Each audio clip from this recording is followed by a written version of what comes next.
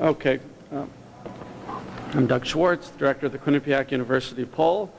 The latest Quinnipiac poll is good news for Barack Obama. He's opened up a 17-point lead over John McCain here in Connecticut, while Hillary Clinton only enjoys a 3-point lead over John McCain. Barack Obama has made the argument that he is more electable than Hillary Clinton because of his appeal to independents, and that is indeed what we're finding here in Connecticut, that he is stronger among independents than Hillary Clinton. He's also stronger among young people than Hillary Clinton. He's getting 73% of the vote among people under the age of 35 against McCain. The war issue is also helping Barack Obama. The war and the economy are the top 2 issues according to Connecticut voters, and among those who say the war is the most important issue to their vote for president, he enjoys a big lead over John McCain. We have also asked some open-ended questions about the candidates, likes and dislikes about them, and when we asked voters why they thought that John McCain would not make a good president, the war issue was the biggest reason that they gave by far.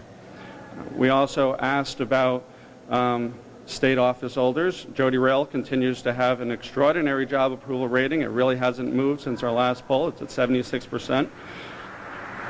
Joe Lieberman's approval rating really hasn't moved at all either, 52%. But we have seen some noteworthy changes for President Bush and for Senator Dodd. President Bush is down to his all-time low here in Connecticut. Only 20% of Connecticut voters approve of the way President Bush is handling his job. And this isn't just the lowest that we've seen in Connecticut, it's the lowest of any of the states where we poll in. And as far as Senator Dodd goes, he's also dropped to an all-time low. He's down to 51%. Senator Dodd is up for re-election in 2010, and traditionally, when an incumbent falls below 50%, they are considered vulnerable for re-election. At this point, I'd be happy to take your questions. Just on the Dodd thing, sure. Since it's Lieberman that always generates controversy, why do you think Dodd is struggling? Because your poll was taken fairly recently. He's been off the presidential campaign trail for a while. Yeah, well, we've seen his numbers drop when he was running for president, and now it's dropped to its lowest level. We saw the same phenomena with Joe Lieberman when he ran for president. His job approval numbers also dropped, but then with Lieberman they rebounded, and he redeemed himself, and now we're just going to continue to track Senator Dodd to see if his numbers improve among Connecticut voters. Do you think he has anything to worry about, or do you think they will come back? Don't know. Again, it happened for Lieberman. We'll have to wait and see if it happens for Dodd. But anything above 50% is still good. But he's just barely above, so that's why he's got to be concerned. He's just at 51%. He really does not want to fall below 50. On the presidential side, say Obama does well versus McCain here. Does a state like Connecticut really matter, though? I mean, we're a fairly democratic northeastern state. Is it really an indicator of what's going on in the rest of the country or not? Well, I think it's important to note where Obama is strong. I mean, she's made the argument that she's more electable than he is. And in fact, in Connecticut, the reverse is true, that we find that Obama is in a very strong position against McCain. But if it was Hillary Clinton, then we're looking at a competitive race, at least right now in Connecticut. And if it's a competitive race in Connecticut, then that's a really bad sign for Democrats nationally. So can you talk a little bit about the trend of the concerns about the economy? Inside this question that you have about describing your family's financial situation, you didn't have any trend on that one, right? Not on that particular question, although there is a trend on people's ratings of the national economy. It's certainly the worst rating since we started asking the question. About 90% of voters give a negative rating to the state of the national economy. About 3/4 say we are in a recession. It is by far the top issue that people give us when we ask them what's the most important issue to their vote for president. And right now, Obama is doing very well on that issue in comparison to McCain. Among the people that say the economy is the most important issue to their vote, he beats McCain by a large margin. When the presidential race started, it seemed as if the Iraq War was going to be the central issue, but it's clear now in this poll anyway, and probably nationwide, that the economy is more important. Does that surprise you, the economy over the war? Is that what you would expect? It's what I expect because it's what we've seen in many polls, not just here in Connecticut. We've seen that nationally as well. We've seen that in the open-ended questions when you ask what's the most important problem facing the country, that 6 months ago, the war was the top issue. Now it's the economy. And why is that? Because the economy is affecting people right here, right now, as opposed to a distant war? Absolutely. And just to be clear, the war still is important. And one of the things that struck me about this data is that one of the reasons why Obama is running especially strong in Connecticut, when you compare it to nationally, he and Hillary have roughly, are doing about the same against McCain, is that Connecticut is a very strong anti-war state. If you look at the numbers on what was the war the right or wrong thing to do, or now it's the wrong number is at its highest level ever. There's more opposition to the war than ever here in Connecticut, and that's one of Obama's issues. He's run on that he was against the war from the beginning, and I think that helps to explain why he is doing especially well here in Connecticut. The question about why you asked about all the candidates, why people who weren't supporting, why they thought they wouldn't make a good president. Yeah. Were those open-ended? Yes. Okay.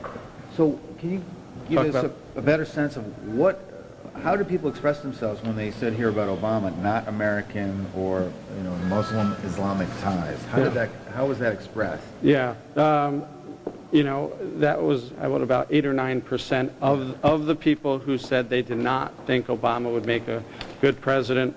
They use words to that effect, whether Muslim, Islamic ties, those were the things that they said. In an open-ended question, we did not prompt them at all. Did they express a belief that he was in fact Muslim in some cases? That's how I would interpret it, yeah.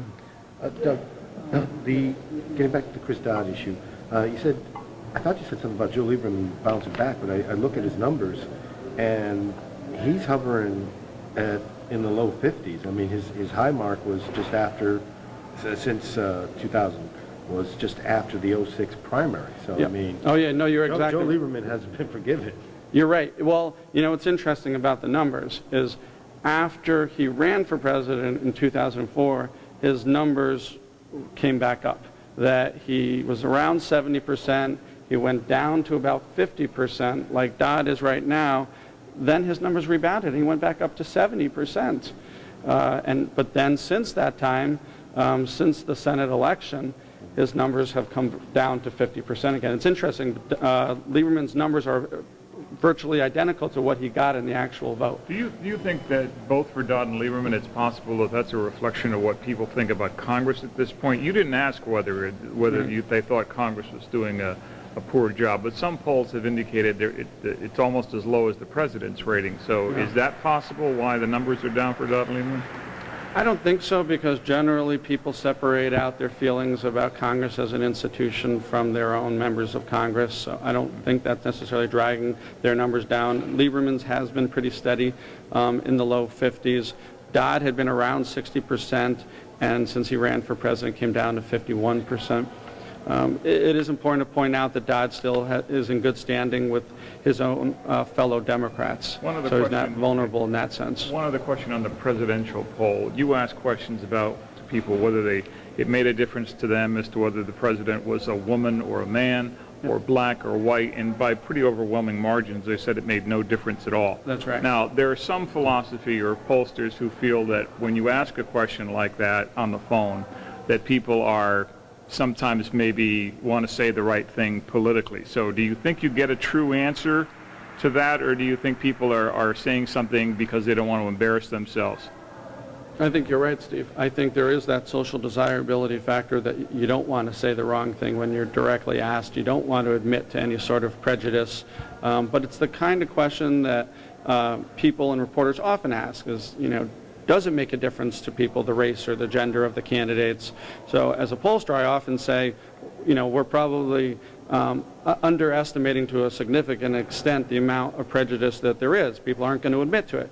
But here's the data. When we actually do ask it, this is what we get. Almost very few people say it makes a difference to them whether the candidate is a man or a woman, white or black.